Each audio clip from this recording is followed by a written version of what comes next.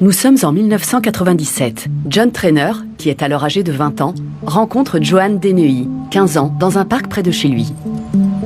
En fait, elle s'est approchée de moi pour voir mon chien. C'est comme ça qu'on a fait connaissance. C'est grâce à mon chien que cette histoire a commencé. Sans lui, elle serait sûrement passée sans s'arrêter. L'entente est immédiate. Ils semblent avoir de nombreux points communs. Pour être tout à fait honnête avec vous, mon enfance a été aussi chaotique que ma relation avec Joe. C'est aussi simple que ça. Je pourrais résumer en disant qu'elle m'a aidé à sortir de la situation dans laquelle j'étais depuis 3 ans. John Trainer et Joanne Dennehy ont commencé à se fréquenter quand elle avait 15 ans. Lui en avait 5 de plus. Quoi qu'on en pense, il était nettement plus âgé qu'elle et elle était encore mineure. Mais ils étaient tous les deux prêts à briser cette convention. À l'époque, je me posais pas de questions sur notre différence d'âge. Les gens insistent toujours là-dessus, mais pour moi, ça n'avait aucune importance. Il n'y a quasiment rien eu de sexuel entre nous avant ses 16 ans.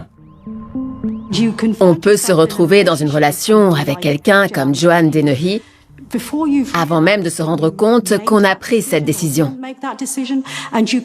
Et dans certains cas, on peut avoir beaucoup de mal à y mettre un terme. Le couple brûle les étapes. Très vite, John rencontre les parents de Joanne et en tire l'impression qu'ils forment une famille heureuse. Elle adorait son père. C'est le sentiment que j'ai eu. Et elle n'aimait pas tellement sa mère. Pour moi, ce sont des faits. C'est la vérité. J'ai vu ça de mes propres yeux. Et c'est ce que je l'ai entendu dire. Mais je ne pouvais pas me transformer en insecte pour les observer. Je ne pouvais pas savoir ce qui se passait entre elles quand je n'étais pas là. Je peux seulement vous expliquer comment elle était avec moi. On avait une relation normale, on allait au cinéma quand j'étais libre le week-end, on passait du temps ensemble, on ne faisait rien de spécial. A priori, tout allait bien, jusqu'au jour où son père m'a dit qu'elle avait brûlé ses manuels et sauté par la fenêtre d'une classe après avoir bu. Elle avait apporté de l'alcool au lycée pendant ses examens. J'ai appris qu'elle allait déjà boire et fumer au parc avant notre rencontre. Quand elle était petite, Joanne n'avait pas de problème particulier. C'est seulement en entrant dans l'adolescence qu'elle a commencé à avoir un comportement dysfonctionnel. Elle s'est mise à consommer de la drogue et de l'alcool et à fréquenter des garçons plus âgés. On voit qu'elle était sur une mauvaise pente.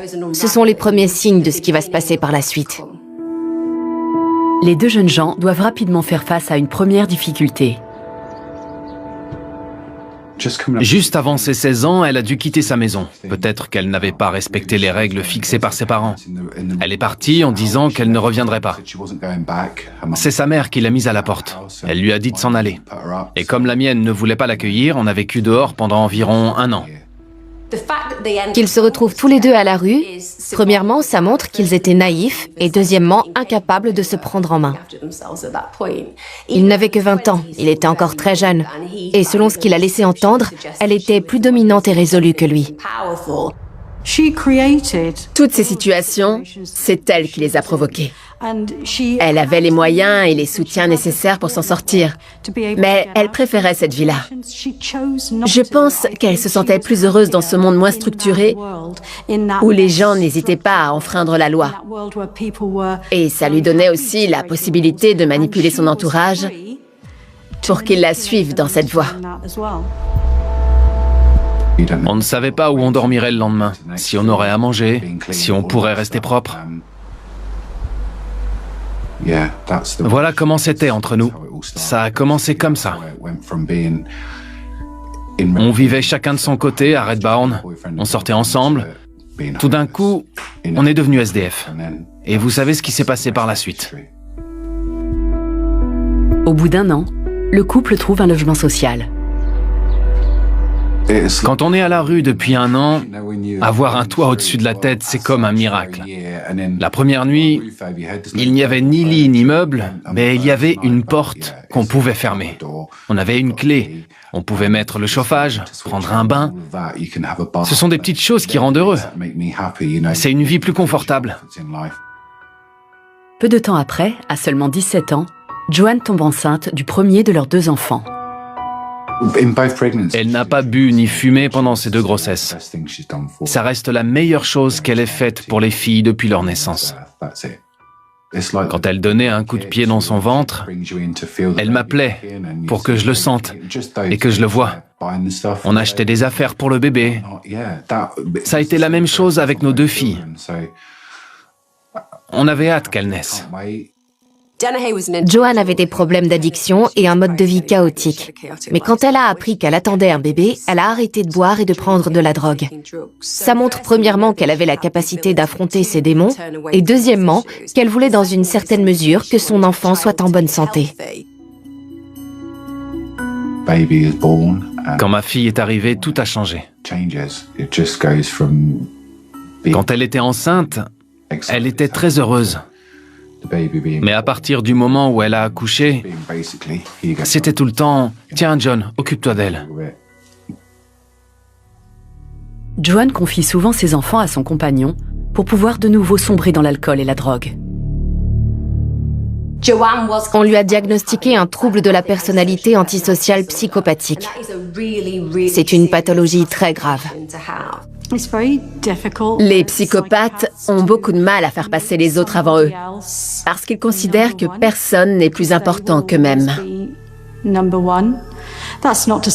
ne veut pas dire qu'ils auront tous tendance à négliger leurs enfants ou à les maltraiter.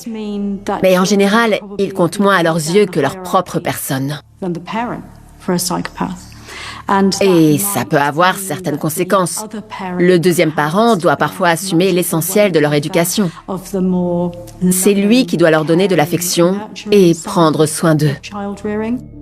Elle me trompait, elle sortait boire, elle ne jouait pas son rôle de mère. Quand un homme traite une femme comme ça, elle peut partir avec les enfants et le rayer de sa vie. C'est ce qui arrive en général. Mais dans la situation où j'étais, si je l'avais laissée avec les petites, allez savoir ce qui serait arrivé. Je n'avais aucune envie de les séparer de leur mère. Mais au bout d'un moment, j'en pouvais plus. Au cours des 13 ans qui vont suivre, Joanne Dennehy va devenir de plus en plus incontrôlable. Elle se sentait plus à l'aise en marge de la société et avec les gens qui brisaient les règles, contrairement à sa famille. On peut peut-être en déduire qu'elle avait ça en elle depuis toujours. Comme on vivait dans une petite ville, tout le monde savait ce qu'elle faisait. De la maison d'à côté jusqu'à la rue principale, parce que c'est là qu'elle passait la plus grande partie de son temps, dans les pubs. J'en avais marre d'entendre des gens me raconter qu'ils l'avaient vue à tel endroit et qu'elle s'était encore embarquée dans une nouvelle histoire. Je pouvais plus le supporter, c'était au-dessus de mes forces. Elle a rendu cette ville complètement invivable. En 2009, John déménage avec les enfants. Joanne Dennehy souffrait d'un tel trouble de la personnalité qu'elle a probablement enfreint la loi toute sa vie. Vol, petits délits, consommation de drogue et toutes les choses qui vont avec. Elle se sentait surpuissante, capable de tout, supérieure à tout le monde. Elle ne voyait aucune raison de s'empêcher de tuer quelqu'un. Je ne pensais pas que ça se terminerait comme ça. Je ne l'ai pas abandonnée en me disant qu'elle finirait par assassiner quelqu'un. Ça ne m'a jamais traversé l'esprit. Si j'avais su, j'aurais peut-être pu faire quelque chose. Mais qui m'aurait cru? On peut avoir le pressentiment que quelqu'un va commettre un meurtre. Mais on ne peut pas en être certain. Comment on reconnaît un tueur en série?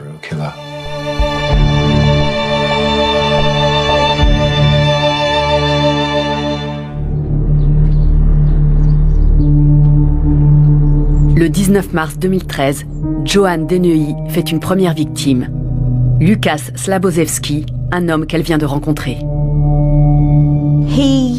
Elle l'a attiré dans son appartement en lui faisant croire qu'elle allait coucher avec lui. Elle lui a demandé de se bander les yeux. Elle l'a poignardé une fois en plein cœur et elle a mis le corps dans une poubelle à roulettes. C'est le moment de vérité pour elle. Elle s'est toujours procuré des frissons en se demandant ce que ça ferait de tuer quelqu'un. Mais c'est à cet instant qu'elle va franchir la ligne rouge. Elle aimait le sadomasochisme, mais elle ne savait pas encore si elle prendrait du plaisir à tuer un être humain. Joanne Dennehy, qui a pourtant montré le corps de sa victime à un adolescent, semble ne pas avoir à s'inquiéter. La police ne se doute encore de rien.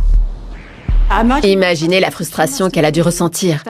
Elle l'a déposé dans une poubelle, mais personne ne s'en est rendu compte. Donc elle est revenue et elle a appelé quelqu'un comme pour dire « Regarde ce que j'ai fait ». Elle voulait qu'on découvre sa victime. Elle voulait que ce soit le chaos autour d'elle. Elle voulait qu'il y ait une enquête. 5 ans avant que cette folie meurtrière ne s'empare d'elle, son compagnon l'avait quittée en emmenant leurs 2 enfants. Je m'en suis probablement voulu d'avoir fait ça, d'être parti avec mes 2 filles.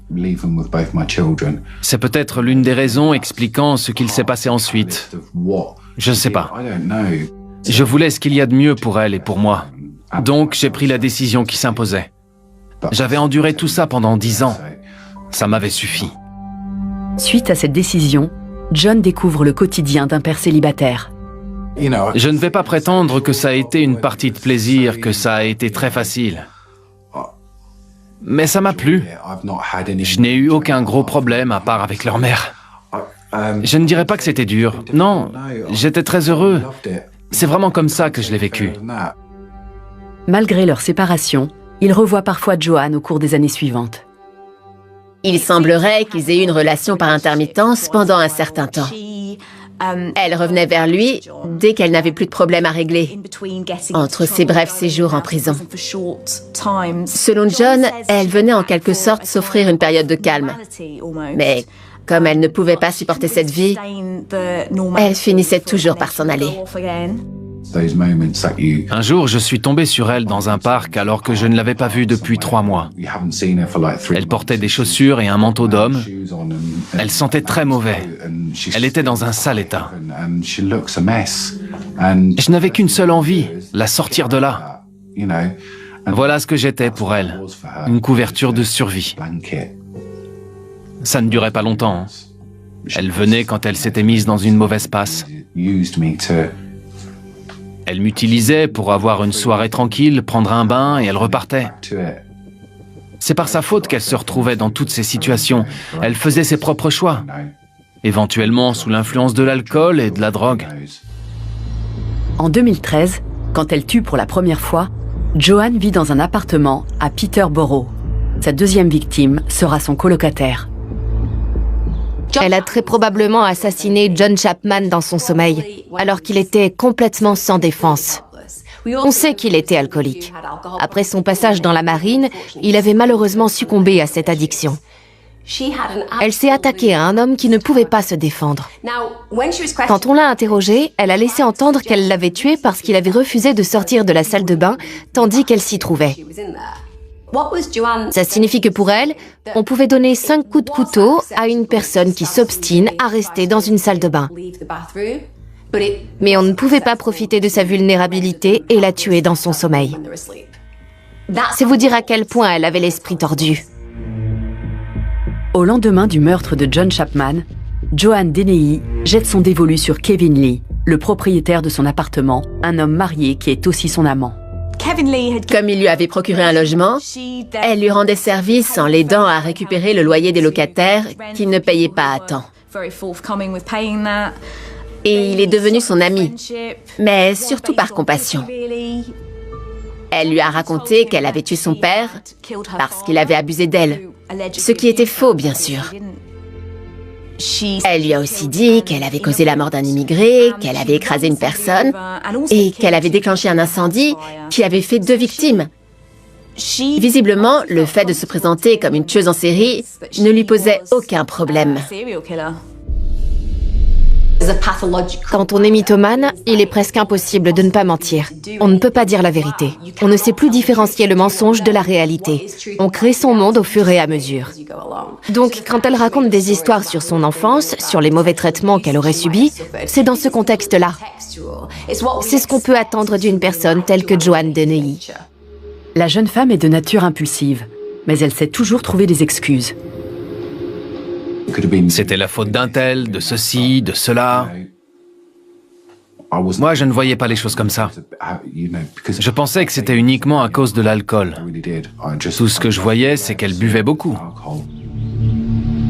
Et elle semble être en train de prendre l'ascendant sur Kevin. Elle lui a envoyé un message pour lui dire qu'il fallait qu'il s'habille bien et qu'elle allait coucher avec lui. Elle précisait qu'elle voulait un rapport sadomasochiste. Et apparemment, il était d'accord. Elle l'a tué de 5 coups de couteau au cœur. Elle lui a perforé le cœur et les poumons. Kevin Lee est sa 3e victime. C'est avec lui qu'elle commence un peu plus à jouer avec le corps des victimes et à aimer ça. Ça laisse penser qu'elle y prend de plus en plus de plaisir. À chaque meurtre, le frisson qu'elle a ressenti la première fois se dissipe un peu, donc elle doit en faire plus. C'est pour cette raison qu'elle va aller encore plus loin en le plaçant dans une position humiliante et en l'habillant. C'est une façon pour elle de continuer à éprouver les mêmes sensations. Il y avait 2 corps dans 2 appartements différents. Elle a mis Kevin Lee dans une voiture, elle a roulé, elle s'est débarrassée de lui, et puis elle est revenue chercher Chapman. Elle a déposé le corps de Kevin Lee près de Newborough, à un endroit différent de celui choisi pour les 2 autres victimes. Celui de John Chapman, elle l'a laissé dans le même coin que Lucas, sa première victime, à Thorndyke. Le 30 mars 2013, le corps de Kevin est retrouvé vêtu d'une robe à paillettes. Monsieur Kevin Lee était dans un fossé près de Peterborough. Il portait des vêtements de femme et il était dans une position étrange.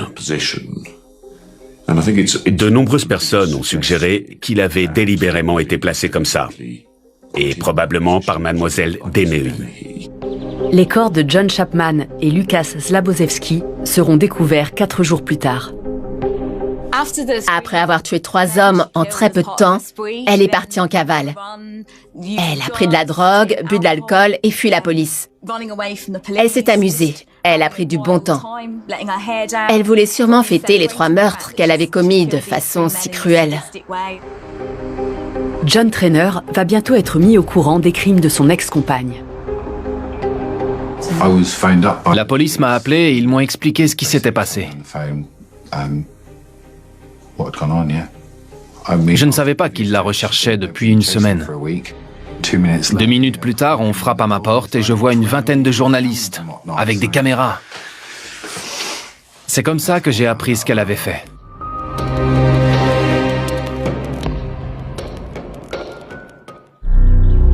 Mars 2013, Joanne Dennehy a pris la fuite après avoir fait 3 victimes. Elle fait partie de ces individus qui prennent beaucoup de plaisir à tuer.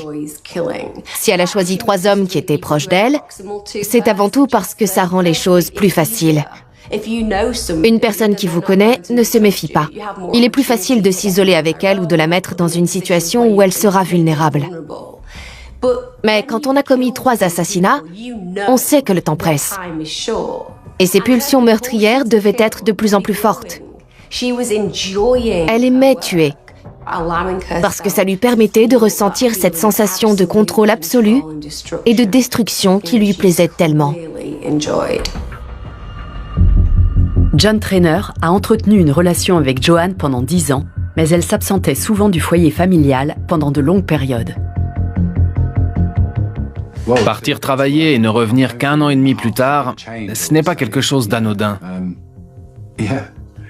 Ensuite, elle faisait toujours de grandes déclarations. Je n'ai pas d'autre explication à vous donner. C'était toujours excessif. Elle faisait ce qu'elle voulait sans penser aux conséquences. Et comme on l'a vu, elle n'avait aucun scrupule à blesser les gens autour d'elle.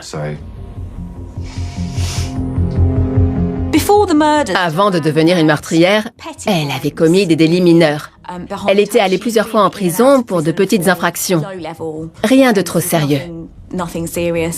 Mais elle a aussi été arrêtée pour s'être montrée violente envers un homme. C'était la première fois qu'elle commettait une grave infraction. Ça lui avait valu 14 semaines de détention. Elle m'a dit qu'elle avait blessé ou attaqué quelqu'un avec une barrette à cheveux. Et qu'elle avait volé quelque chose. Je ne peux pas vous dire ce que c'était. C'est la vérité. Je ne sais pas. Quand elle a été absente pendant 1 an et demi, je sais qu'elle a passé un certain temps en prison. Et je crois même qu'elle a été internée en hôpital psychiatrique à un moment. Joanne souffrait d'un trouble de la personnalité très important qui engendrait des psychoses. Ça se manifestait par de l'anxiété, de l'agressivité et un comportement imprévisible. Elle pouvait notamment s'en prendre à des hommes. Et sur le plan sexuel, elle avait des conduites déplacées avec eux. Ce qui l'excitait, c'était de les humilier ou de les blesser quand elle couchait avec eux. À sa sortie de prison, elle était censée s'installer dans un centre d'hébergement. Mais je ne l'ai appris que quand elle me l'a avoué plusieurs semaines plus tard. Donc elle est revenue vivre avec nous, et quand elle a été convoquée au tribunal, j'ai témoigné en sa faveur. C'est en partie grâce à ça qu'elle n'est pas retournée en prison après s'être enfuie. J'ai dit qu'elle voulait recoller les morceaux avec ses enfants et être une bonne mère. Et ils l'ont autorisée à rentrer à la maison. Cependant, la relation du couple est loin d'être stable. Et tandis que leur fille aînée grandit, Joanne adopte un comportement de plus en plus inquiétant.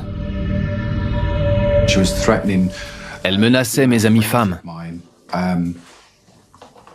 À l'école, j'ai été convoqué. Il y avait une assistante sociale, le directeur, le professeur de ma fille.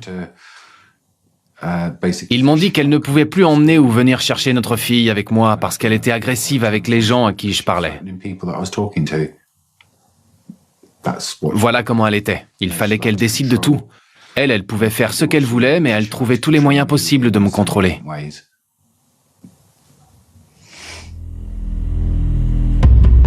On sait que quand John discutait avec les mamans à la sortie de l'école, Joanne les intimidait. Elle faisait tout ce qui était en son pouvoir pour les éloigner.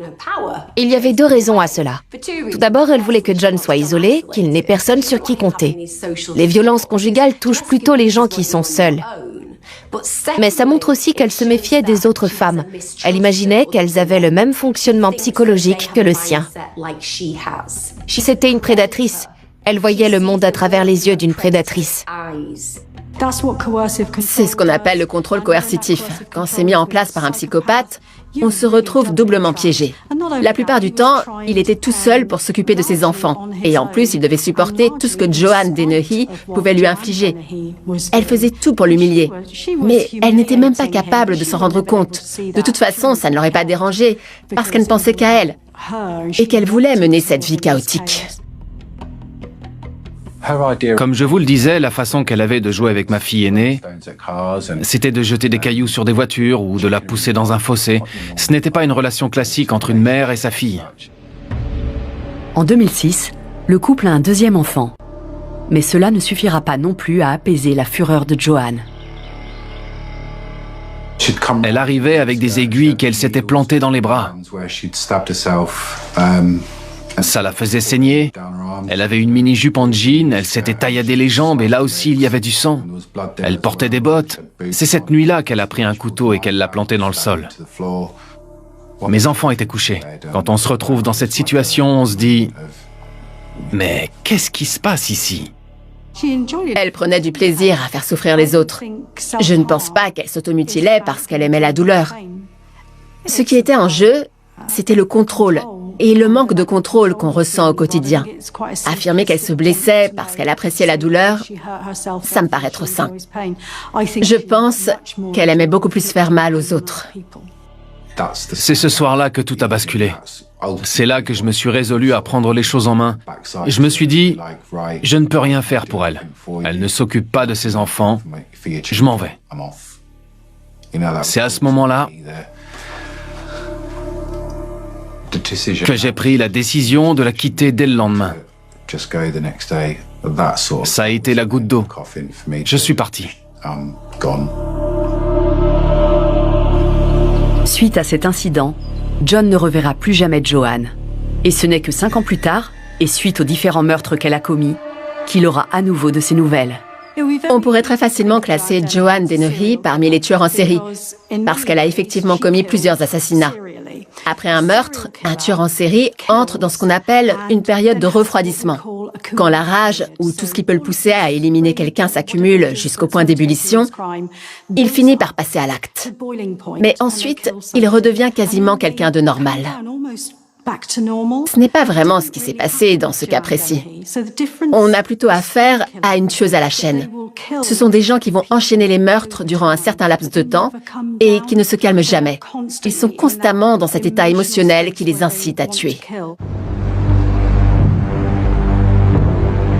2 avril 2013.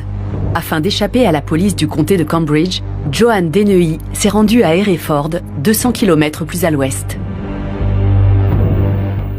Elle a décidé de partir à la recherche d'une 4e victime. Ça fait plusieurs jours qu'elle est déchaînée. Elle n'a tué personne et elle a de nouveau cette envie de meurtre au fond d'elle. Et elle tombe sur Robin Bereza. Elle lui dit qu'elle va le tuer. Mais elle ne va pas jusqu'au bout, parce qu'une voiture arrive à ce moment-là. Donc, elle s'arrête, sourit et fait un geste au conducteur. Puis elle remonte dans sa voiture et s'en va avant qu'on puisse soupçonner quelque chose. Joanne est en compagnie de 2 amis. L'un d'entre eux se nomme Gary Stretch. Gary sait qu'il doit lui trouver une autre victime pour qu'elle puisse avoir son frisson, si vous voulez. Donc, il se gare dans une impasse où ils vont croiser John Rogers. Elle va lui donner une 30aine de coups de couteau. L'attaque est d'une violence inouïe. Elle est absolument certaine qu'il est mort. Les 2 dernières personnes à qui elle s'en est pris ont survécu. Ce n'est évidemment pas ce qu'elle voulait. Son but était de tuer. Mais on peut sans aucun doute affirmer qu'elle prenait aussi du plaisir à traquer ses proies et à faire le nécessaire pour les éliminer. Pour les enquêteurs, Dennehy et Stretch sont désormais les principaux suspects du meurtre de Kevin Lee. La jeune femme est appréhendée le 2 avril 2013, 20 minutes après avoir poignardé sa 2e victime de la journée. Elle est immédiatement conduite au commissariat central de Hereford. Quand elle a été arrêtée, elle a commencé à flirter avec les agents. Elle se passait la main dans les cheveux. Et quand on lui a expliqué de quoi elle était accusée, elle s'est montrée très désinvolte. Elle leur a dit « meurtre et tentative de meurtre, c'est pas bien grave ». Looks good. Thanks, Matt. That makes me feel so good. Real sexy.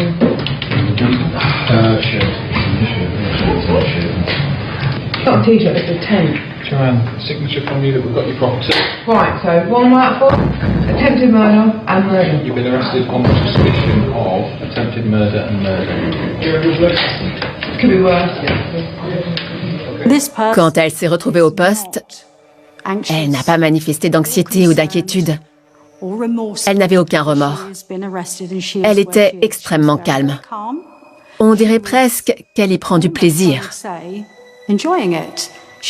Elle essaie de séduire les agents, elle est souriante, elle se penche sur le bureau de façon très provocante.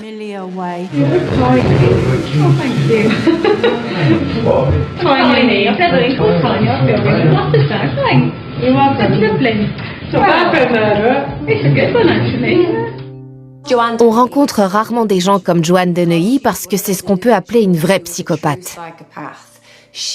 Elle veut que les gens sachent ce qu'elle a fait. Ça l'excite.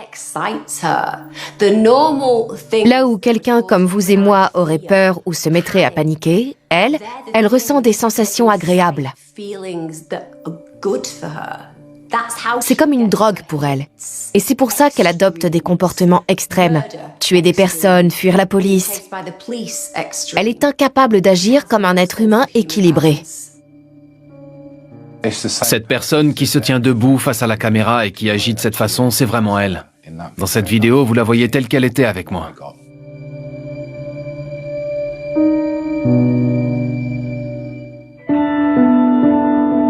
Quand Joanne Dennehy a été inculpée de meurtre et tentative de meurtre le 2 avril 2013, John, son ex-compagnon, a dû annoncer à ses 2 enfants que leur mère était une criminelle. J'ai expliqué ce qui s'était passé. Je ne suis pas entré dans les détails, mais je leur ai dit la vérité. C'est la seule chose à faire. Dire la vérité. C'est comme ça que j'ai géré la situation. J'ai laissé de côté tout ce qui aurait pu être choquant. On verra quand elles seront plus grandes. De toute façon, quand elle l'a su, ma fille aînée a décidé de faire des recherches sur Internet. En tant que parent, quand on a un enfant de 14 ans, on n'a aucun contrôle là-dessus. Comment vous voulez les empêcher de découvrir ça? C'est impossible. On n'y peut rien.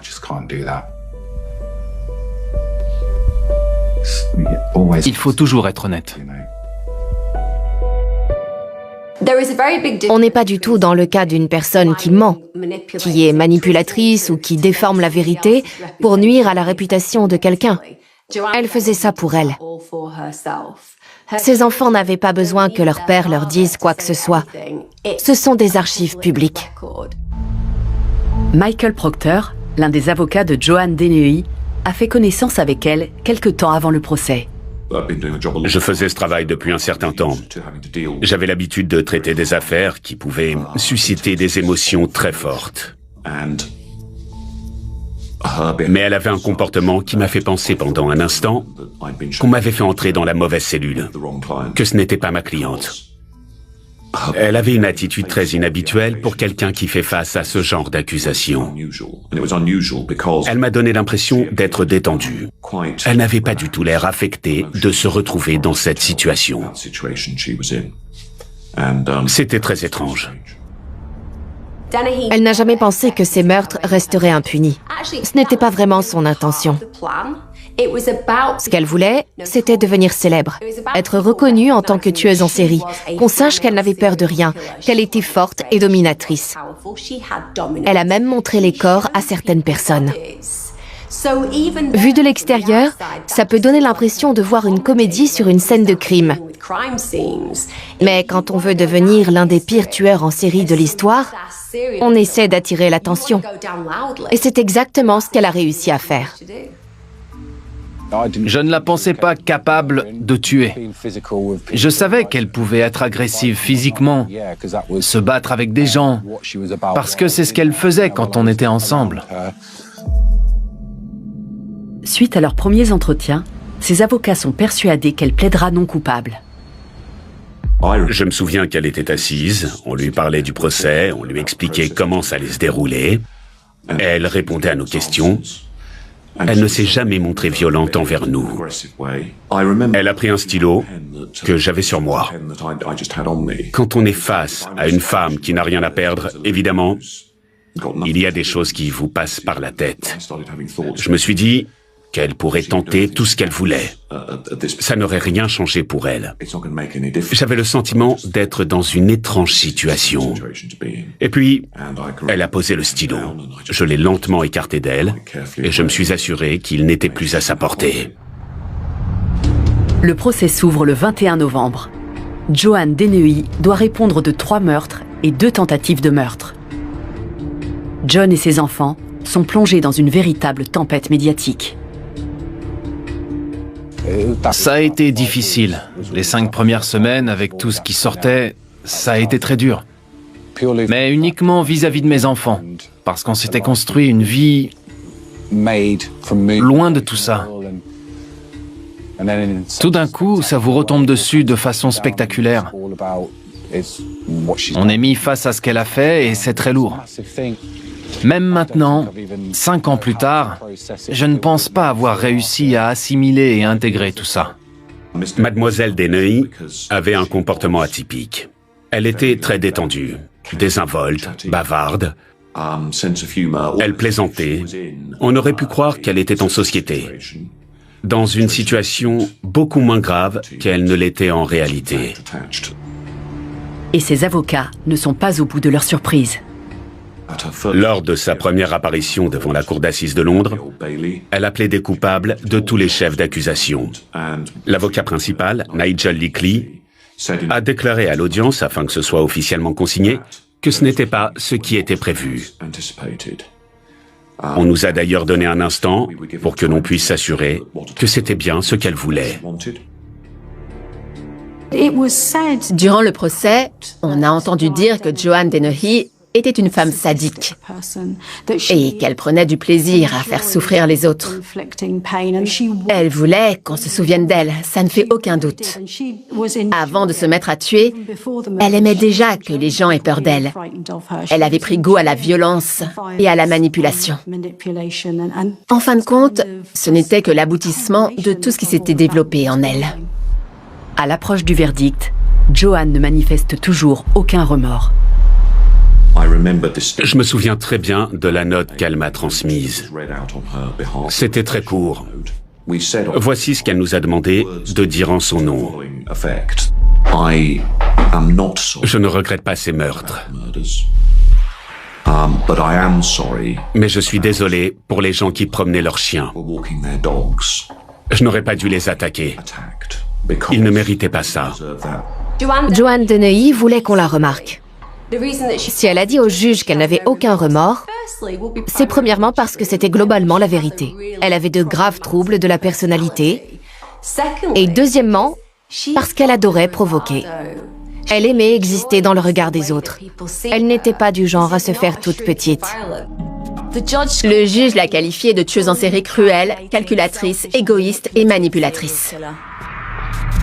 Le 28 février 2014, Joanne de Neuilly est condamnée à passer le restant de sa vie en prison pour avoir assassiné 3 hommes et tenté d'en tuer 2 autres.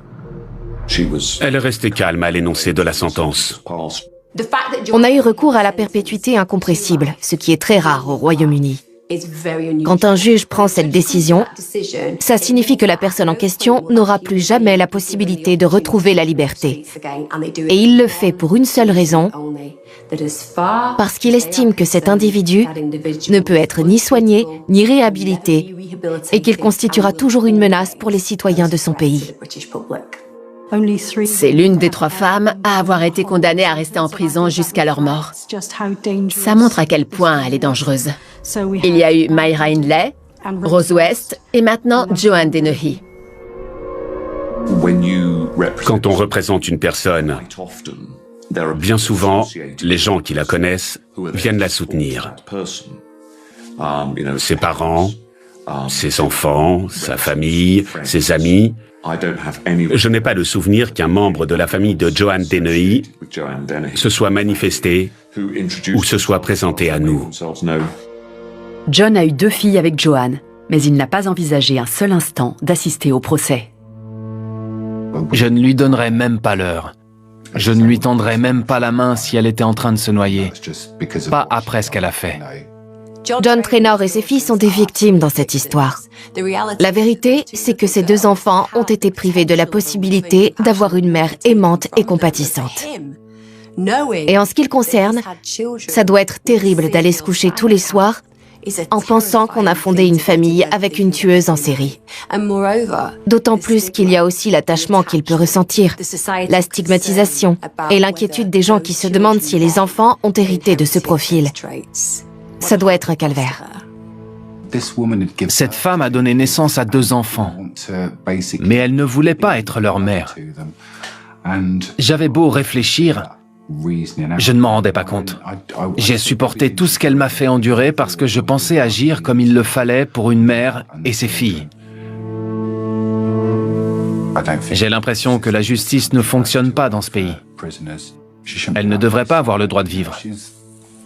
Elle ne sortira plus jamais, mais moi, je vais travailler tous les jours pour payer son séjour en prison. J'estime qu'elle ne devrait jamais être libérée. Elle devrait brûler en enfer. Malgré tout ce que Joanne de Neuilly a pu lui faire, John ressent encore une certaine culpabilité. Ça nous éclaircit surtout sur sa propre nature. Et il se dit encore qu'il aurait peut-être pu, d'une certaine façon, l'empêcher de prendre la voie qu'elle a elle-même choisie. Mais ça signifie surtout qu'il n'a pas envie de croire qu'il a vécu avec une personne qui aurait pu le tuer. Et pourtant, il a eu de la chance de s'en sortir. Il aurait très bien pu finir dans l'un de ces fossés. Dans ce genre de relation, on a du mal à réfléchir. On est perdu. Je voyais bien qu'elle était un peu folle, qu'elle couchait avec le premier venu, qu'elle buvait trop, qu'elle était un peu violente envers les autres. Mais je n'ai jamais pensé un seul instant qu'elle pourrait faire ça. Ça ne m'a jamais traversé l'esprit. Des gens qui s'en vont parce qu'ils ont subi des violences conjugales, il y en a tous les jours. C'est ce que j'ai fait. Je suis parti parce que je ne pouvais plus supporter cette situation. Je ne voulais plus que mes enfants vivent comme ça. Ça ne s'arrêtait jamais. Donc je l'ai quitté. Le seul regret que j'ai concernant ma relation avec cette femme, c'est d'avoir emmené ces 2 enfants avec moi. Mais je n'en pouvais plus. Et elle ne jouait aucun rôle dans leur vie. Donc je l'ai fait. Et voilà où j'en suis aujourd'hui.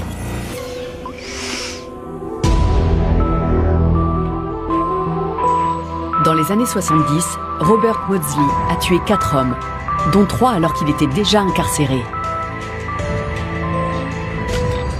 On l'a surnommé le Hannibal Lecter britannique, ou encore Maudsley le cannibale.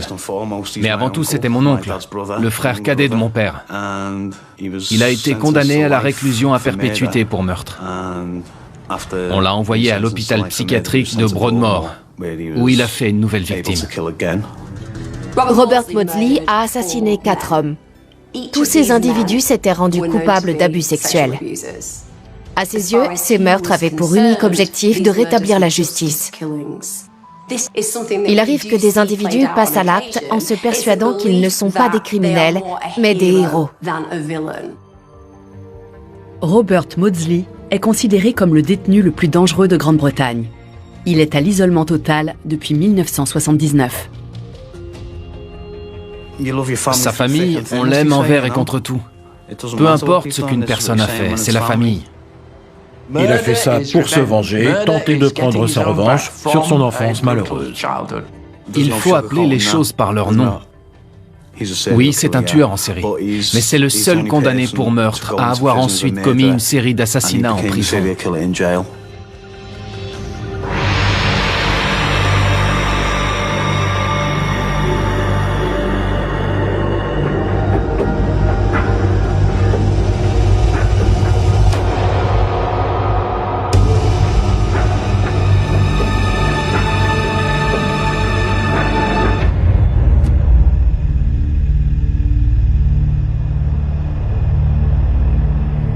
Le tueur en série Robert Maudsley est l'un des détenus les plus célèbres de Grande-Bretagne, où 66 personnes seulement purgent une peine de réclusion à perpétuité. Il a commis son premier crime à l'âge de 20 ans. À la suite de ce meurtre, il a été mis à l'écart de la société, plus exactement en étant interné à l'hôpital psychiatrique de Broadmoor.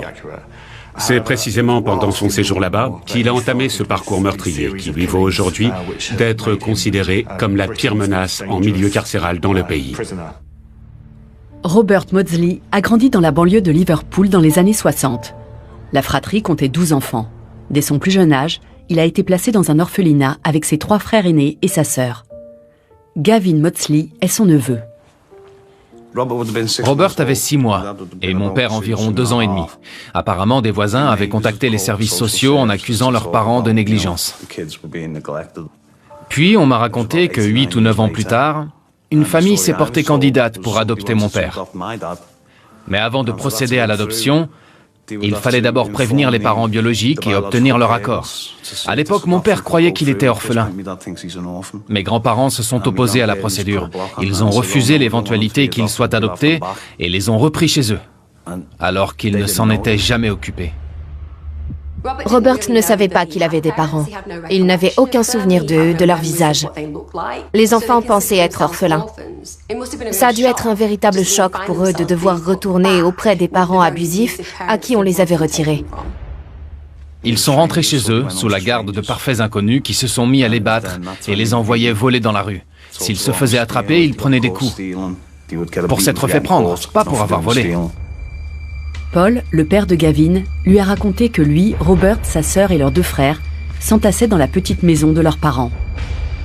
Au fil des ans, la famille a accueilli 7 frères et sœurs de plus. Ils ont souffert. Ils étaient maltraités, ils dormaient par terre dans une chambre, sur un simple matelas avec un simple manteau sur eux. Il n'y avait ni drap, ni couverture. S'ils faisaient une bêtise, on les enfermait dans la pièce pendant des semaines. Le père des enfants est un homme violent. Mon père disait que c'était Robert qui en bavait le plus. Parce que, pour une raison inconnue, mon grand-père ne l'aimait pas. La vie était dure pour tous les enfants, mais Robert souffrait plus que les autres. Il paraît qu'une fois, leur père est arrivé dans la chambre avec une carabine à air comprimé chargée et qu'il l'a frappé si fort qu'il lui a cassé l'arme sur le dos. Il n'est pas rare que l'enfant le plus jeune ou le plus faible de la famille devienne le souffre-douleur. Déjà, il faut s'occuper des enfants. Les parents maltraitants, ça les énerve, ils n'ont pas que ça à faire. Ensuite, au vu de leur jeune âge, ils sont plus fragiles et plus vulnérables, et par conséquent plus malléables et susceptibles d'être contraints. Pourquoi? Qui peut faire ça à un petit garçon? Je n'ai pas de réponse à cette question. C'est de la violence gratuite, c'est tout. C'est facile de profiter d'un enfant qui croit qu'il ne vaut rien parce que ses parents l'ont abandonné. Et puis ils l'ont repris, tout ça pour le battre et l'humilier. Au bout d'1 an, ils l'ont envoyé vivre en foyer. Et il a dû en avoir tellement marre qu'il a fini par fuguer. À 16 ans, Robert s'enfuit du foyer où il a été placé. Ses frères aînés ont réussi à quitter la maison familiale et son climat délétère. Après toutes ces années de sévices, Robert s'est réfugié à Londres. Mon oncle Kevin est parti je ne sais pas trop où. Mon père a déménagé et a rencontré ma mère. Les 3 frères se sont perdus de vue pendant un bon moment. Londres semblait être le choix idéal. C'était une ville dynamique, la promesse d'un nouveau départ, le lieu de tous les possibles. En réalité, Robert et les autres se sont retrouvés confrontés à une misère et une précarité inimaginables. C'était un endroit gangréné par la dépravation et où chaque coin de rue pouvait se transformer en traquenard. À tout juste 18 ans, Robert se prostitue pour gagner sa vie. Il côtoie les marginaux et les personnes défavorisées. Maudsley a été victime de viol quand il était à Londres, et le coupable était l'un de ses acolytes. Il a rencontré un type qui lui a montré des photos d'une fillette en lui racontant qu'il avait abusé d'elle. Mon oncle, ça l'a rendu fou. Et il l'a étranglé. Puis il est allé de lui-même au poste de police pour se rendre. Il a dit, voilà, je viens de tuer un détraqué sexuel. Il faut que vous m'aidiez. John Farrell était ouvrier en bâtiment. Il avait invité Maudsley chez lui pour avoir des relations sexuelles. Et Maudsley l'a tué de sang-froid. Disposé à avouer son crime, Robert croit qu'on va l'aider, comme il le souhaite si ardemment. Contrairement à de nombreux autres tueurs, Robert Maudsley s'est rendu aux autorités à la suite de son premier meurtre. Il n'était pas stupide. Il était parfaitement conscient qu'au final, il serait condamné pour avoir commis cet acte criminel. Pourtant, il a agi délibérément. Il s'est livré à la police. Déjà parce qu'il savait qu'il représentait un danger pour la société, et puis parce qu'il était évident qu'il y aurait des conséquences. Il était très lucide, ce qui est assez rare chez les gens comme lui. Robert est livré à lui-même. Sa famille s'est dispersée aux 4 coins du pays. Ils ont leur propre vie désormais. Mais ils ne l'ont pas oublié pour autant. Mon père ne savait pas où était Robert. Il a appris par hasard qu'il avait tué quelqu'un en lisant le journal. Je savais qu'il était en prison et qu'il avait fait quelque chose de mal, mais on m'avait caché la vérité quand j'étais enfant, pour des raisons évidentes. Et puis un jour, je devais avoir 12 ou 13 ans, j'étais au collège. L'un de mes copains était en train de lire un journal, peut-être le Daily Mirror, je ne sais plus. Il y avait une double page intitulée « Maudsley le cannibale » ou « Le Hannibal Lecter britannique », avec un reportage, et puis une photo de l'homme. Il ressemblait à mon oncle. L'un de mes copains a dit « C'est qui ce Maudsley? Il est de ta famille ?» Et là, j'ai compris tout de suite que c'était mon oncle Bob. J'en ai profité pour lire l'article et prendre la mesure de ce qu'il avait fait dans les moindres détails. Quand je suis rentré, j'en ai parlé à ma mère. Je lui ai dit « J'ai vu cette histoire dans le journal sur oncle Bob » et elle m'a expliqué précisément ce qui s'était passé. Maudsley est incarcéré pendant 3 ans pour le meurtre de Londres. Son comportement en prison va le rendre tristement célèbre. En le surnommant Maudsley le cannibale, ou le Hannibal Lecter britannique, la presse a montré à quel point elle aime faire dans le sensationnel avec les affaires criminelles. La vérité, c'est qu'il n'a jamais mangé aucune de ses victimes.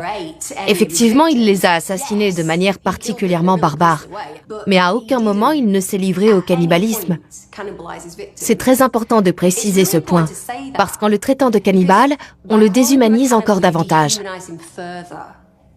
Et on a tendance à ne plus prendre en compte la logique et les instincts qui l'ont poussé à commettre ces meurtres. On ne peut pas nier que ce qu'il a fait est mal, mais on oublie parfois que son passé a joué un rôle primordial. Et l'histoire de Robert Maudsley vaut vraiment la peine d'être entendue. C'est mon oncle très spécial. Forcément, je ne peux le comparer à aucun autre, de quelque manière que ce soit. Les autres, ce sont simplement mes oncles, vous voyez. Oncle Bob a fait ces choses totalement insensées, c'est un peu devenu une espèce de mythe. Pour ma famille, c'était comme si un gros nuage noir avait obscurci le ciel. J'aimerais que ça change parce que ça dure depuis trop longtemps. Je trouve qu'on a suffisamment souffert. On devrait simplement profiter d'être tous ensemble.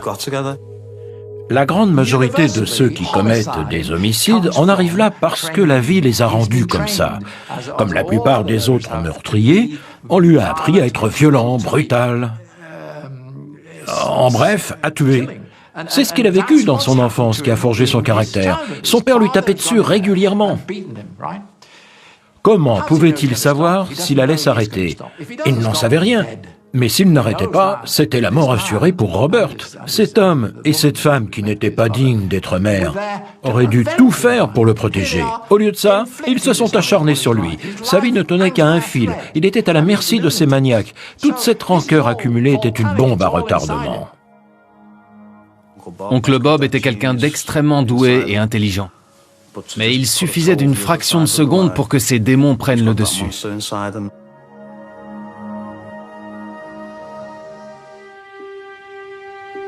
En 1974, Robert Maudsley est placé en détention provisoire après avoir avoué le meurtre de John Farrell. Il est déclaré pénalement irresponsable et condamné à l'internement à vie dans un hôpital psychiatrique de haute sécurité. Mon père était en train de lire le journal. Il est tombé sur cette histoire de meurtre qui s'était déroulée à Londres. Et il était mentionné le nom de Robert Maudsley. Il était convaincu qu'il s'agissait de son frère. Il a dit « Des Robert Maudsley, il n'y en a pas 50 ». Il a été admis à Broadmoor, qui est censé être un hôpital, mais ce n'en est pas un. Les hôpitaux, ce sont des endroits où l'on va pour guérir, pour aller mieux, pour se faire soigner. Il avait cette colère qui bouillonnait en lui et son séjour là-bas n'a fait qu'empirer les choses. Il n'a jamais tué d'innocents. Il n'épiait pas ses futures victimes. Il ne s'agit pas d'hommes ou de femmes qui ont brusquement disparu et qu'on n'a jamais revus. Mon oncle a fait des choses horribles, je ne dis pas le contraire. Mais il est uniquement coupable d'avoir rendu justice lui-même. J'arrive à lui trouver des excuses. Ça ne m'étonne pas vraiment que Gavin et sa famille ne ressentent aucune honte en lien avec les actes de Robert Maudsley. À leurs yeux, il a simplement éradiqué une sorte d'épidémie. Pour eux, les pédophiles sont comme une maladie contagieuse. Ces meurtres avaient pour unique objectif de rétablir la justice. Il arrive que des individus passent à l'acte en se persuadant qu'ils ne sont pas des criminels, mais des héros. Du moment que vous parvenez à comprendre ses motivations et les justifications qui l'ont poussé à agir ainsi, vous n'avez aucune raison de le rejeter. Robert a reconnu son premier meurtre en croyant qu'en prison, il recevrait les soins psychiatriques dont il pensait avoir besoin. Quand ses espoirs ont été déçus, il a recommencé à tuer. Robert Maudsley a commis son deuxième homicide alors qu'il était interné à l'hôpital de Broadmoor. Aidé par un autre résident de l'établissement, il a forcé un homme du nom de David Francis à le suivre sous la menace d'un couteau. Ils l'ont emmené dans une remise et ont fermé la porte à clé. Puis, ils l'ont torturé pendant 9 longues heures. Ils se sont livrés à des actes de barbarie absolument inqualifiables sur cet individu.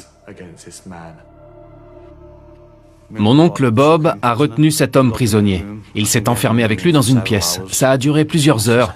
Et pour finir, il lui a fracassé le crâne contre le mur. C'était un véritable carnage. Maudsley lui avait explosé le crâne. Et comble de l'horreur, on a retrouvé une cuillère plantée dans son cerveau. Maudsley a déclaré qu'il ne s'en était pas servi pour manger sa cervelle. Mais le mal était fait. Ce qui est incompréhensible, c'est que tout ça ait pu durer 9 heures. Soit le personnel n'a pas pu entrer dans la pièce, soit il ne s'est rendu compte de rien. Quoi qu'il en soit, personne ne les a arrêtés. On a vraiment du mal à imaginer comment un être humain peut en torturer un autre pendant des heures. Mais c'est ce que Robert Maudsley a fait. Il a profané le corps de cet homme, comme son propre corps avait été profané à plusieurs reprises à ses yeux. Il s'est vengé de tous ces moments de souffrance, de la douleur et de la terreur qu'il avait éprouvés en se déchaînant sauvagement sur sa victime. Il s'était fait un tableau dans sa tête de tout ce que devait subir cet individu, alors qu'il ne le méritait probablement pas. Maudsley a tenté de se justifier en disant que cet homme était un pédophile et que par conséquent, il l'avait bien cherché. Il est évident qu'à ce moment-là, toutes les blessures psychologiques que Maudsley portait en lui se sont rouvertes. Il a fait payer à sa deuxième victime tous les traumatismes qu'il avait subis. Robert a ôté la vie à John Farrell et maintenant à David Francis. Il ne peut plus rester à Broadmoor. Il est alors transféré à la prison de Wakefield, surnommée Monster Mansion. Il a plaidé coupable et s'est retrouvé à Wakefield, un centre pénitentiaire de haute sécurité. Ils l'ont mis dans un quartier ouvert avec des violeurs, des assassins, des pédophiles et des détraqués sexuels. Il n'a pas compris ce qu'il faisait là. Lui, il voulait qu'on le mette à l'isolement. Il voulait être tout seul. Robert Maudsley est quelqu'un d'intelligent. Il a commencé par prendre toutes les mesures adéquates pour tenter d'obtenir l'aide dont il avait besoin et qu'il aurait dû recevoir. Mais tout le monde l'a ignoré. Il s'est dit qu'il n'avait peut-être pas fait suffisamment de bruit pour qu'on l'entende. Il a choisi de tuer quelqu'un et de se rendre pour mettre les autorités devant le fait accompli. Dans cet environnement, le délinquant sexuel est une victime toute trouvée.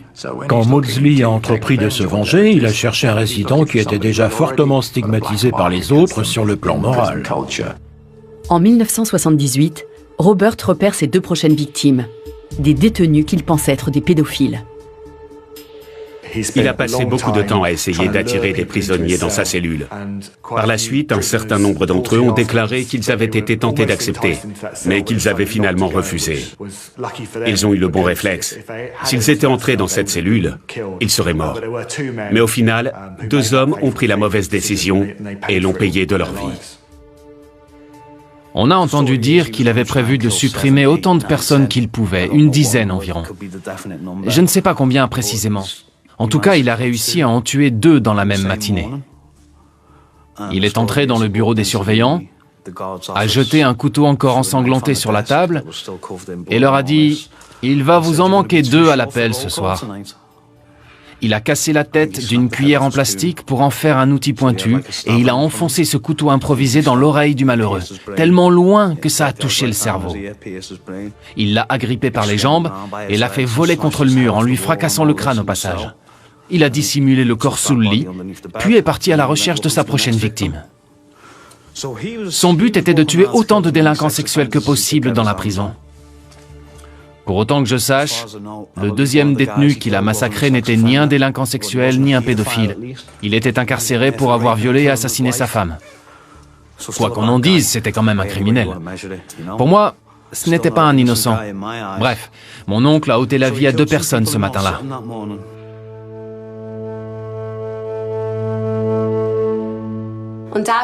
Robert Maudsley était convaincu d'avoir de bonnes raisons de se livrer à ces agissements. À ses yeux, les pédophiles étaient de la vermine qu'il fallait à tout prix exterminer. Qu'on soit d'accord ou pas avec ça, il y a une grande partie de la population britannique qui pense comme lui. Ils sont probablement nombreux à se dire qu'il a bien fait de prendre ce genre d'initiative. Quoi qu'il en soit, il faut absolument garder à l'esprit que donner délibérément la mort à un autre être humain est le crime le plus grave qui soit. C'est l'acte le plus déplorable dont on puisse se rendre coupable. Je pense que tout est une question de hasard. Dans toutes les affaires de meurtre, les victimes sont toujours au mauvais endroit, au mauvais moment. Tous les assassins s'en prennent à une figure parentale en quelque sorte. Maudsley a probablement choisi de s'attaquer à des pédophiles parce qu'en prison, ce sont eux qui sont le plus brimés et persécutés. C'est la chasse aux pointeurs, aux détraqués sexuels qui subissent de nombreuses violences. Au final, les préférences sexuelles des victimes ont joué un rôle négligeable. Les autorités prennent des mesures drastiques pour empêcher Maudsley de tuer à nouveau. Leur idée sera reprise dans un célèbre film hollywoodien. C'est à partir de là qu'il a été placé à l'isolement total. En 1983, ils ont construit exprès pour lui une cellule en plexiglas dans la prison de Wakefield. L'écrivain Thomas Harris s'en serait inspiré pour son livre Le silence des agneaux, publié en 1988 et adapté au cinéma 3 ans plus tard.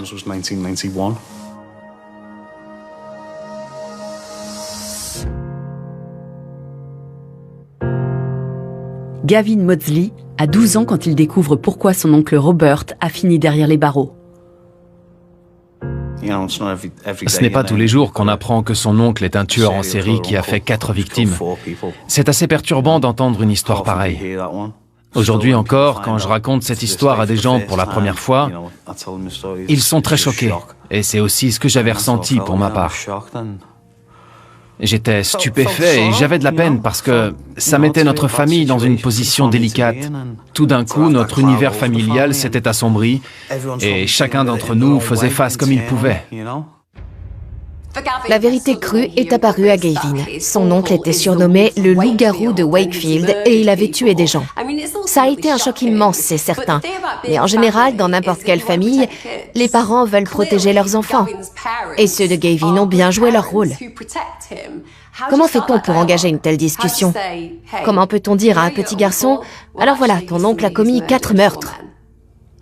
C'est très difficile pour un enfant de digérer ce genre d'informations. Et même si ça vaut toujours mieux d'être honnête, beaucoup de gens ont du mal à expliquer un tel comportement de la part d'un membre de leur famille. Paul, le frère de Robert, ne l'a pas revu depuis qu'ils avaient fui les violences domestiques à l'adolescence. Quand il se rend compte qu'il est en prison, il entreprend de renouer des liens. Je l'ai vu pour la première fois quand j'avais 18 mois. On m'avait emmené au centre pénitentiaire pour lui rendre visite. Ma mère m'avait dit que pour nous, ça ne se passait pas du tout comme pour les autres familles. Bob se trouvait à l'écart, dans les sous-sols du bâtiment. On traversait la prison pour aller tout en bas. On nous faisait entrer dans une pièce. Il y avait une table au milieu et 6 gardiens contre le mur du fond. Une fois que mon père, ma mère et moi étions là, 6 autres gardiens amenaient Bob et se postaient contre le mur d'en face. Il y en avait donc 6 ici, 6 de l'autre côté, et ça terrifiait ma mère. Ce n'était pas le fait de rendre visite à Bob qui lui faisait peur, mais ce climat anxiogène. Il était dans un établissement pénitentiaire de haute sécurité, réservé aux criminels dangereux. Il était destiné à finir sa vie à l'isolement total. Et ce n'était pas pour sa sécurité, mais pour celle des autres délinquants sexuels incarcérés. Qui sait s'il n'aurait pas continué sur sa lancée? Il avait déjà pris le maximum. La justice ne pouvait pas faire plus. La priorité était donc de protéger les autres détenus. Robert sait depuis longtemps qu'il a besoin d'être aidé par les pouvoirs publics. Il disait souvent que quand il avait tué ces personnes, c'était le visage de son père qui lui était apparu. De mon grand-père. Il disait que s'il avait réglé leur sort à ses parents, peut-être qu'aucun de ces hommes ne serait mort. Ce qui est particulièrement troublant dans cette affaire, c'est que lors de son procès pour meurtre en 1979, il a dit « Quand je tue des gens, je pense à mes parents. À tous les niveaux, chaque crime était un acte de vengeance pour ce qu'il avait subi pendant toutes ces années. » Pour lui, c'était comme s'il tuait ses parents. Il n'était plus conscient que ce n'était pas eux en réalité. Ces hommes avaient pris leur place. Il se pensait supérieur à eux. Donc il pouvait prendre le dessus et les éliminer. Et pour une raison obscure et totalement irrationnelle, ce n'était pas eux qu'il voyait, mais son père et sa mère. Donc il les a assassinés parce qu'il voulait faire disparaître ses parents. Les violences infligées par leur père à Robert et ses frères et sœurs les ont détruits, mais elles les ont également rapprochés. La relation avec ses frères est revenue au premier plan comme lorsqu'il était enfant. Ils lui ont offert un soutien total et inconditionnel. Et c'est formidable. Ses frères savaient qui il était vraiment. Ils respectaient son intelligence et sa détermination, et ils avaient décidé d'être là pour lui. Maudsley a tué 4 personnes jusqu'ici, John Farrell, David Francis, Solney Daroud et Bill Roberts. J'ai de la peine pour leur famille, pour ce qu'elles ont perdu. Ces hommes, ils avaient des enfants, des frères, des parents. Mais je me dois aussi de voir le revers de la médaille en me disant que c'était des sales types.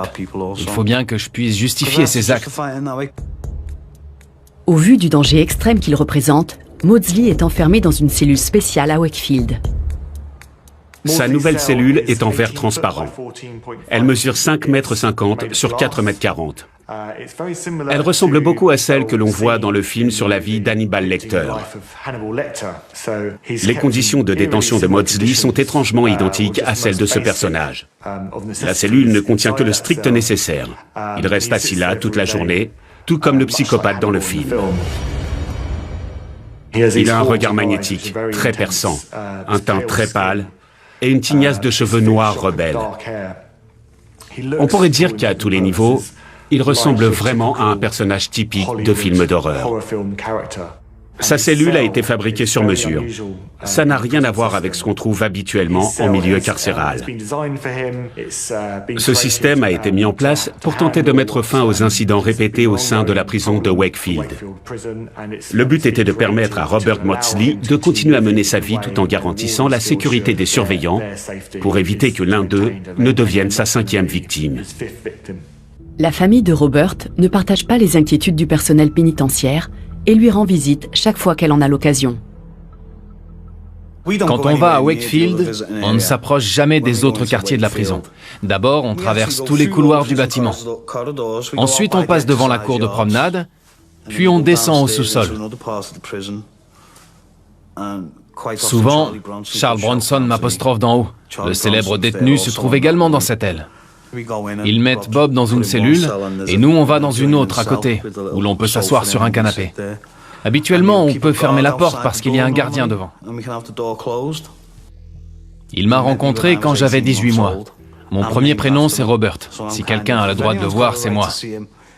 Si on m'a appelé comme un tueur en série, autant qu'on me laisse aller lui rendre visite, non? C'est vrai que je préfère en rire. Je ne veux pas prendre ça trop au sérieux parce que toute cette souffrance et cette angoisse, c'est du passé maintenant. Bien sûr, c'est toujours pénible à vivre comme situation, pour tout le monde. Mais mon oncle a laissé tout ça derrière lui maintenant. Il est incarcéré depuis 45 ans. J'en ai 42. Autrement dit, il a passé plus de temps en prison qu'il s'en est écoulé depuis ma naissance. Vu comme ça, c'est difficile à comprendre. Gavin et son oncle ont développé un lien très fort. Ils se donnent régulièrement des nouvelles.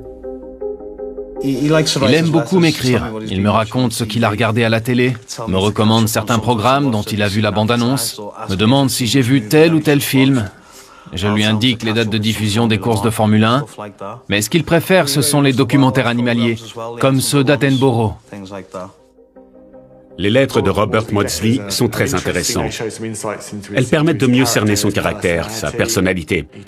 Dans sa correspondance, il parle beaucoup d'art, de poésie, bref, de choses raffinées, de ce qui donne du sens à notre existence. C'est un contraste frappant avec son quotidien très dur et austère. Il signe ses lettres Wolfie. En prison, on l'avait surnommé The Wolfman of Wakefield, le loup-garou de Wakefield. Il refusait de se raser et de se couper les cheveux. Résultat, il avait les cheveux très longs et une barbe qui lui arrivait au milieu du torse. D'où ce petit nom. Il n'a plus cette apparence aujourd'hui, mais le surnom est resté. Et je l'appelle encore Wolfie. Quelque part, je crois que c'était pour se sentir plus puissant. Il a décidé d'assumer ses remarques négatives. Certains termes ont une connotation plus forte que d'autres. D'un autre côté, ça lui conférait quand même un certain statut de se faire appeler le loup-garou de Wakefield. Un loup est une créature imposante, dominante, dangereuse. Alors même si Maudsley utilisait ce surnom de façon désinvolte, ça dénotait une personnalité narcissique comme un complexe de supériorité. Durant son séjour à la prison de Parkhurst, sur l'île de Wight, Robert fait la connaissance du docteur Bob Johnson, psychiatre en milieu carcéral, qui lui accorde enfin l'aide qu'il réclame depuis si longtemps. J'ai visité la prison en mai 1991. On m'a fait faire le tour du pavillon médical.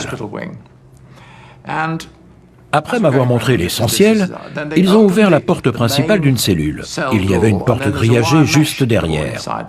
J'ai distingué une silhouette émaciée qui faisait penser à Moïse. De longs cheveux fins, un visage creusé, l'air malheureux comme les pierres. J'ai noté dans ma tête pour plus tard qu'amener cet homme à collaborer ne serait sûrement pas évident. Et j'ai dû patienter 2 ou 3 ans avant que le médecin-chef ne m'autorise à accéder au pavillon médical pour que Robert Moseley entame une thérapie. J'ai réussi à venir à bout de sa méfiance envers les personnes en position d'autorité, et il a accepté de se confier à moi. Au début, c'était très compliqué, parce que les séances se déroulaient dans sa cellule. Lui était assis sur son lit à côté de la fenêtre, quant à moi, j'étais assis à côté de la porte. Je l'avais prévenu, si jamais vous me faites peur, je m'en vais. Il a commencé à parler de son passé, puis il s'est un peu trop approché et il a dit « J'ai les mains moites ». Je lui ai dit « Je vous avertis, je sors ». On avait passé une sorte de marché et au bout d'un certain temps, il s'est laissé convaincre que j'étais en mesure de l'aider. On avait un accord. C'était un point essentiel. Et on travaillait bien ensemble.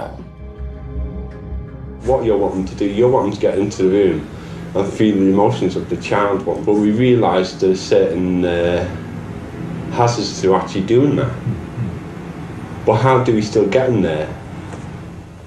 How would you describe the progress that you're making? The progress of today, I think you've come more into the room with me, even though at a distance. Right.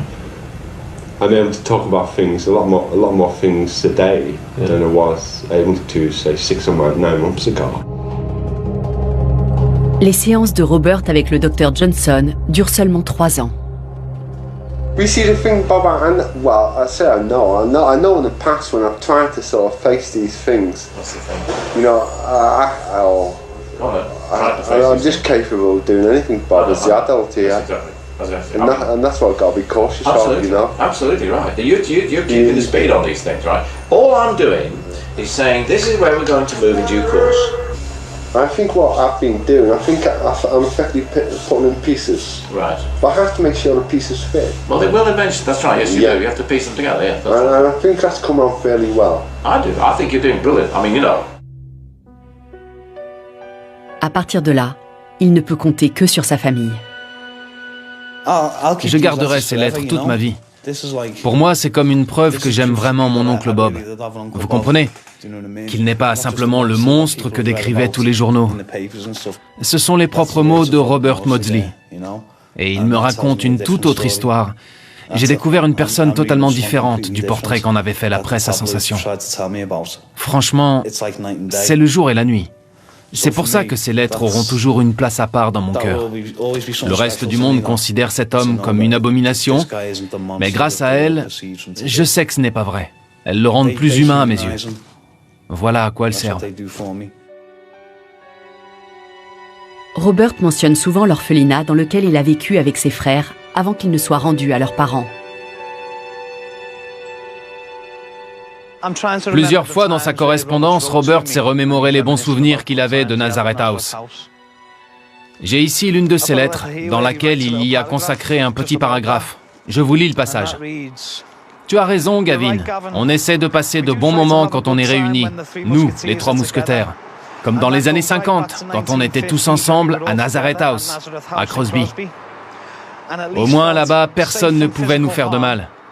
Et on se sentait chez nous. Même si les sœurs n'étaient pas démonstratives et n'avaient pas de gestes affectueux envers nous, au moins on était vêtus, nourris et soignés. On pouvait se comporter comme des enfants sans être punis pour ça.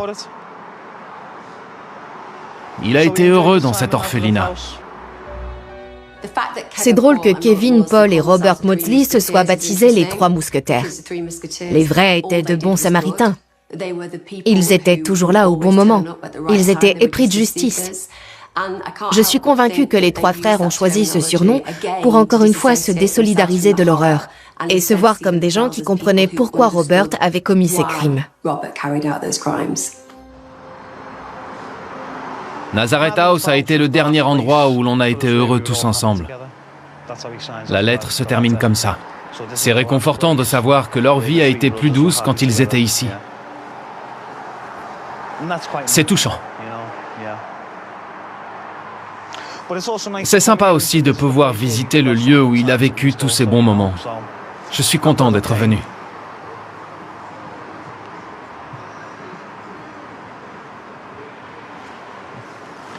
Les Trois Mousquetaires, Nazareth House, c'était là.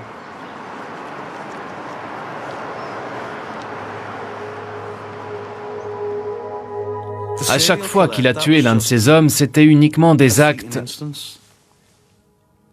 épisodiques, des instants de folie passagère en quelque sorte.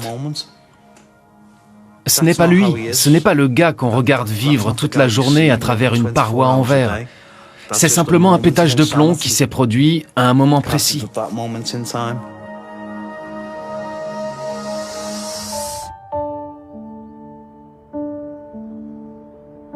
Pour avoir brutalement assassiné 4 hommes, Robert Maudsley a été condamné à la réclusion à perpétuité.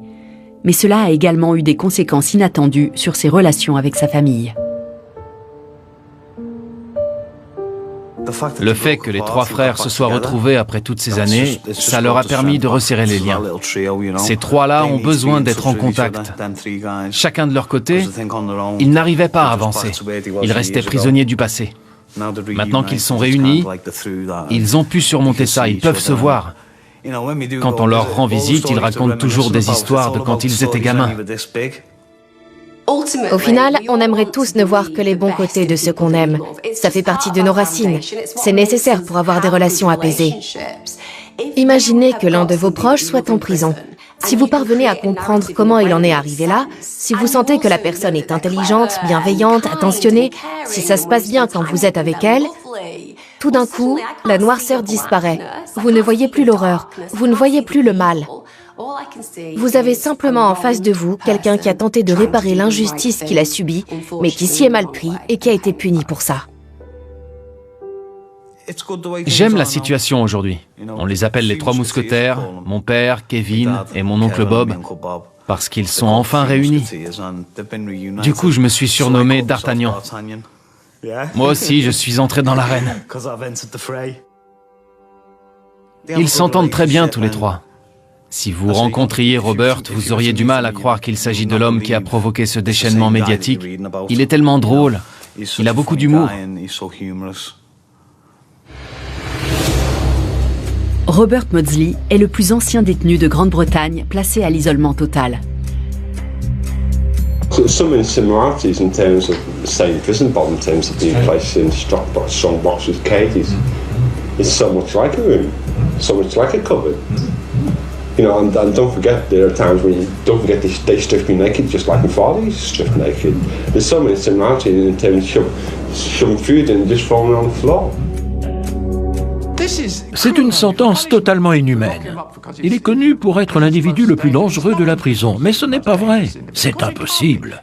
Je suis resté dans une cellule face à cet homme pendant 4 heures en tout, en train de discuter de sujets dérangeants. Ce n'est pas un nuisible qu'il faut isoler à tout prix. Maudsley a changé. C'est devenu quelqu'un de plus calme, de plus serein. Aujourd'hui, il est en paix avec lui-même et le monde qui l'entoure. Il est toujours considéré comme une menace. Dès qu'il quitte sa cellule, il est escorté par 6 gardiens. C'est révélateur du fait que le personnel pénitentiaire est toujours préoccupé par l'état d'esprit de Maudsley et redoute qu'il commette un jour un nouveau meurtre. Gavin, pour sa part, ne voit aucune raison de se méfier de Robert. C'est le frère de son père. Il fait toujours partie de la famille proche. D'une certaine façon, on pourrait dire que ces crimes leur ont permis de se retrouver. Je crois aussi que ça a vraiment renforcé un lien qui ne pourra plus jamais être brisé. Ils ont grandi ensemble, la vie les a éloignés, puis ils se sont réconciliés. Ils resteront inséparables jusqu'à la fin. Ils ont traversé trop de choses ensemble, enduré trop d'épreuves. Du coup, ils forment un groupe très soudé. Ils se soutiendront toujours mutuellement, quoi qu'il arrive. Je pense que n'importe quelle famille ressentirait de la honte si Robert Maudsley était l'un des leurs. Et il n'y aurait rien d'anormal à ça. Si Robert Maudsley était votre oncle, votre cousin ou qui sais-je encore, on pourrait comprendre que vous n'ayez pas envie de le crier sur les toits. Ce serait assez logique que vous souhaitiez dissimuler cet aspect de l'histoire familiale. Pourtant, Robert a des rapports très chaleureux avec la plupart de ses proches. C'est un homme aimant dans son cercle familial qui se trouve aussi être un tueur en série, lequel s'apprête à battre un record, celui du détenu britannique qui aura passé le plus de temps à l'isolement. Il n'y a que 3 personnes qui sont autorisées à lui rendre visite. Mon père, mon oncle Kevin et moi. Comme attesté par le ministère de l'Intérieur, Robert est officiellement le détenu le plus dangereux de Grande-Bretagne. On ne peut pas uniquement s'attacher à une seule facette du personnage, celle du psychopathe. Certes, il a été un individu très violent et malveillant, et il le reste. Mais certains aspects de son histoire personnelle viennent contrebalancer cette image et peuvent nous rendre sensibles à son calvaire. Ça fait plus particulièrement ressortir le fait qu'il a été soumis à une période d'incarcération terriblement longue et extrêmement dure à vivre. Il a été forcé d'endurer un chemin de croix que personne ne devrait se voir imposer. Il n'a eu aucun contact avec un autre être humain depuis maintenant 4 décennies. C'est absolument ahurissant. Il a énormément souffert dans son enfance et il a commis des actes très graves au cours de sa vie d'adulte. Mais il n'est pas irrécupérable. On peut le soigner, il peut se racheter. Il serait capable de trouver un emploi et de gagner sa vie s'il pouvait s'investir dans ce projet sur le plan psychologique et intellectuel, y mettre toute sa persévérance et sa détermination. C'est ce que je voudrais qu'il fasse. J'aimerais qu'il se dise « Ces hommes sont morts à cause de toi, alors rattrape-toi, gagne de l'argent, efforce-toi de dédommager les familles. Fais ce qu'il faut pour rectifier le tir et arranger les choses. Et explique-moi, ainsi qu'à l'ensemble de la population, pourquoi tu ne tueras plus. » L'affaire Robert Maudsley est assez déconcertante pour moi. Je me dis que c'est quelqu'un qui ne serait probablement jamais devenu un meurtrier s'il avait reçu une éducation correcte. Il aurait sûrement pu devenir une personne formidable qui aurait gagné à être connue. Mais à cause des tortures et des maltraitances qu'il a subies, de ses troubles de la sexualité, de cette honte terrible qui pesait sur lui, ses pulsions meurtrières ont pris le dessus et l'ont poussé à agir de manière instinctive. Ce qui aurait normalement dû rester latent au fond de lui a fini par s'exprimer et le rendre dangereux. C'est regrettable qu'on l'ait enfermé comme une bête sauvage. Sa famille, on l'aime envers et contre tout. Peu importe ce qu'une personne a fait, c'est la famille. La nôtre a dû livrer un combat assez atypique. On a tous enduré les mêmes tourments, mais ils ont eu des conséquences différentes pour chacun d'entre nous. Et c'est pour Bob que les effets ont été les plus désastreux. C'est pour ça que le trio fraternel a dû se reformer, pour être plus fort et surmonter ça ensemble. En tant qu'être humain, Robert fait preuve d'une loyauté sans faille envers les siens. C'est comme ça que je le décrirais. Il a le sens de la famille, il est totalement dévoué à ses proches. Il n'a jamais reçu d'amour de ceux qui auraient dû le lui donner de façon inconditionnelle, ses parents. Et il l'a finalement trouvé auprès de ses frères. Dieu merci. But what we had to accept is that part of my makeup in terms of social function, relationships and so forth, effectively does stem back from the experience of childhood. Terrified, petrified, frightened, scared, shitless, everything totally powerless. We can turn around and say, okay, quite a lot of bad things have happened to us, you know, and we've done quite a lot of things, you know, bad things, etc. But at the end of the day, we should come clean with our consciousness and our spirit and our souls to the extent that we can turn around and say, okay, let's be reborn again.